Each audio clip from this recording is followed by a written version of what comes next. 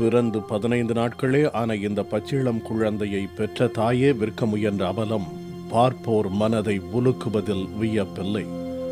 அரியலூர் மாவட்டத்தைச் சேர்ந்த இந்த பெண்மணி கோவை மலுமிச்சம் பகுதியில் உள்ள தனியார் மில்லில் பணியாற்றி வருகிறார். கணவர் தம்மை கைவிட்டு விட்டதாக கூறும் இவருக்கு 3ஆவதாக பிறந்ததுதான் இந்த குழந்தை.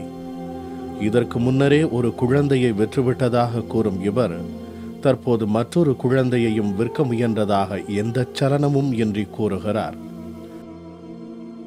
5ஆம் தேதி பிறந்த குழந்தை. நாங்கள் அவங்களுக்கு லட்சுமிக்கு கொடுக்கறதுக்காக இருந்தோம். அவங்க 2000 ரூபா தரணும் எனக்கு சம்மதப்படலை. அதனால் நான் கொண்டு போகிறத சொன்னேன். இப்போ இவங்க சம்மதப்பட்டு நான் வாங்கிக்கிறேன் அப்படின்னு இவங்க சொல்லியிருக்கிறாங்க. 3ஆவது குழந்தை. ஃபஸ்ட்டு குழந்தை கொடுத்துருக்கேன் ஒரு இடத்துல. 2ஆவது குழந்தை என் கிட்ட இருக்கு. ஊரில் இருக்காங்க, எங்கள் அம்மா கிட்ட வச்சுருக்காங்க. இதுக்கு கொடுக்கலான் இருக்கேன்.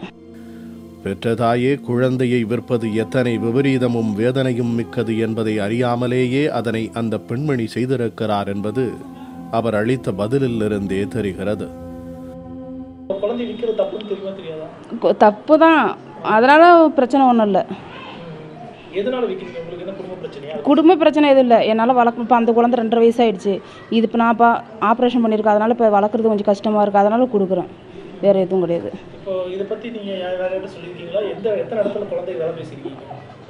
எத்தனை இடத்துலையும் பேசலை. இவங்க கேட்டாங்க, சரின்னு சொன்னேன். இவங்க இந்த மாதிரி 2000 கொடுக்குறது நான் சம்மதப்படலை. அப்புறம் இவங்கள்ட்ட ஒத்துக்கிட்டேன். யாருக்கிட்டையும் நான் பேசலை இது பற்றி. தகவல் அறிந்து குழந்தையை மீட்ட சைல்டு லைன் அமைப்பினர் இது குறித்து விரைவில் காவல்துறையினரிடம் புகார் அளிக்கப்படும் என்று கூறியுள்ளனர். இந்த மாதிரி லாரி ரோடு பகுதியில் ஒரு குழந்தை பிறந்த 15 நாள் ஆண் குழந்தைய ரூபாய் 2000க்கு விற்கிறதுக்காக முயற்சி செய்கிறதாக தகவல் வந்ததின் அடிப்படையில் ஏஹெச்டிஓ அண்ட் டிசிபிஓ சேர்ந்து சைல்டு லைனோட இணைஞ்சு போய் அந்த குழந்தையை மீட்டு எடுத்துகிட்டு வந்திருக்கிறோம். இப்போ குழந்தைகள் நலக்குழுவில் குழந்தையை ஆஜர்படுத்தப்படுகிறோம். பெற்ற தாய் தந்தையரை பணம் கொடுத்து வாங்க முடியாது என பெருமிதம் பேசும் சமூகத்தில் குழந்தைகள் விற்பனை செய்யப்படும் கொடுமையை என்னவென்பது? புதிய தலைமுறைக்காக செய்தியாளர் சுரேஷ்.